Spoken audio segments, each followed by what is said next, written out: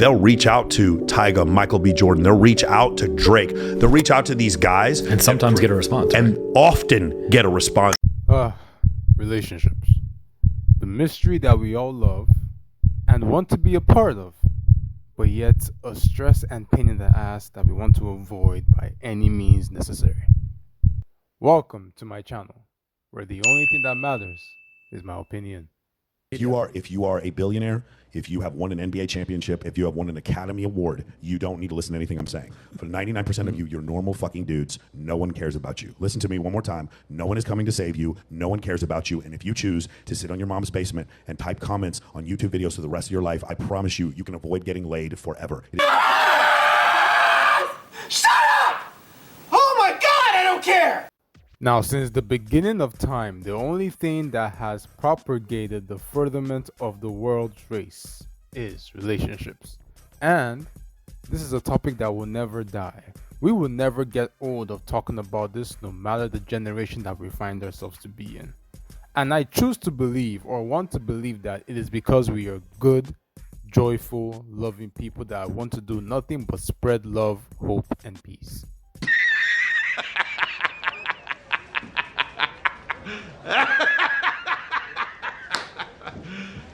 You serious? But who am I kidding? We live in a terrible place called this universe anyway. But whether it is a toxic relationship, a healthy relationship, or plainly a situationship. No. Wait. There is something that gets people's attention when it comes to the intimate details of couples. Fast forwarding to our very own dating coach scammer. The interesting thing about this man is that this man has related himself with Rollo Tomasi, Fresh and Fit, and all the red pill guys that are not married and probably don't want to be in one committed relationship but want to have multiple relationships with multiple women, thereby causing and bringing the solution to the problems that they create. Back in, let's say, the 80s or 90s, when you and I are growing up, a really attractive woman that we would know, like the hottest girl in our high school, she would be like, oh my God, I love Tom Cruise. He's so hot. Like, so-and-so's my biggest crush. Now, women who are in their early 20s, they'll reach out to Tyga, Michael B. Jordan. They'll reach out to Drake. They'll reach out to these guys. And sometimes get a response. And often get a response, because a lot of these guys have guys who are working for them who take over the Champagne Poppy Drake account, and they just message thousands of attractive women to get them to come to parties. So now what had happened previously was that girl that you wanted to date who had a crush on a movie star is now literally in the DMs of the movie star and occasionally has sex with that movie star, and you fall short in every conceivable way. And even though I have listened to this man's videos and he does say some things that are insightful and are indeed truthful, I do once have to ask myself, what is the reason that I want to find a partner? Do I want to be married, be in a stable home, have a wife and kids? Or do I want to be beating around this bush, jumping from woman to woman, being into several relationships and accumulating points based on the type of woman that I date and where I find them from? Well, and we want to do like the Brady Bunch thing, a dating app might be a good place to go. I'm not telling you that that's not the case, but I'm saying for the most part, for most, I host Swimsuit USA's World Championship. I had 70 girls there. I interviewed probably half of them. I said, how many of you girls are on dating apps? And I had girls literally look at me and say, I'm a 23-year-old hot girl. Why would I be on a dating app? That's what they would actually say to me. It's incredible. And then I would ask them the other question, which is really incredible. How many times has a guy walked up to you at a bar and then got your number and you ended up dating him? And all of them told me never. It had never happened to them. Now, one would ask, why would a man like this be surrounded by multiple women, 70 plus, in an event? And one would ask themselves, where would these women find themselves in that they would be able to come to an event like that? You would be surprised that most of these women that these men are bringing onto these places and these events are women that the average man wants nothing to do with. If you look in the average world, people are complaining about the problems that they cause. Most of those women are either being paid for, and you may not know that they're being paid for. Most of these women are probably not there because they want anything serious. They just want to have fun and want to use your money and want to have a good time. So bringing the average man to this type of events does nothing or does no good, but indeed does more harm to what is already being done in that man's life. And at the end of the day, these same men go back home with less money in their pockets, nobody to go home with, and they end up being and feeling more alone than they've ever been before now. But at the same time, it's not like these dating coaches are going to give them their money back, right?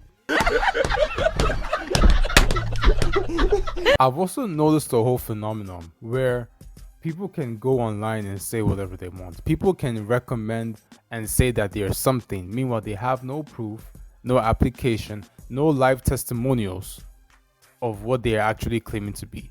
I sincerely believe that if you want to be called a dating coach, the advice and suggestions that you give to people, both male and female, should cut across various cultures, various ages, and various ethnic groups. Now, of course, each of these things will be different when it comes to the application and the experiences of those individuals, but regardless, it should all follow the same pattern, it should all follow the same rules, and it should all follow the same techniques.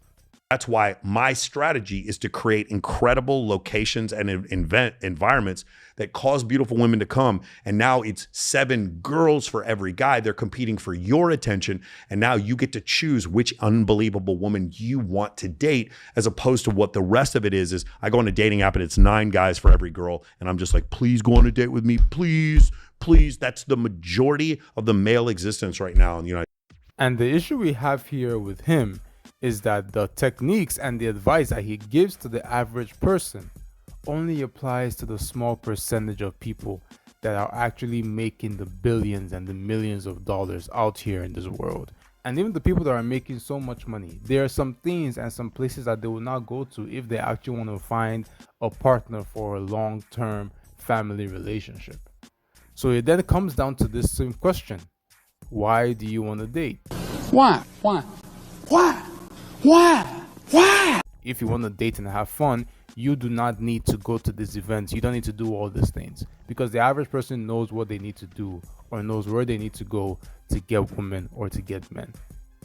The only issue we have here is that no matter how many women and no matter how many men you get, you will always get bored because you're dating for the fun of it. And that's what these people tend to promote, because these dating coaches, even though they can get many women as possible and many men as possible, they never seem to be married. They never seem to have any kids. They just showcase that they are different women that they talk to every single time. And you never really know whether these men are actually involved with those women in that type of way, because anybody can say anything online. But when it comes to proving it, that's when things get sketchy and that's when people get quiet. Nobody wants to go through this stress to find one woman and to date, when most of the women that you bring onto your podcast are not even women that the average man would want to be around. Most of these women are paid, and most of these women are sex workers. They're sex workers that look nice.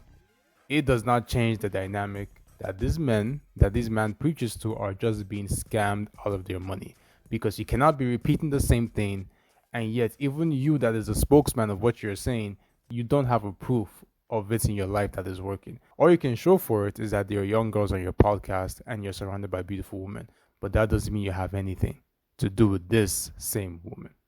If you enjoyed this video, don't forget to hit the subscribe button, don't forget to like and share.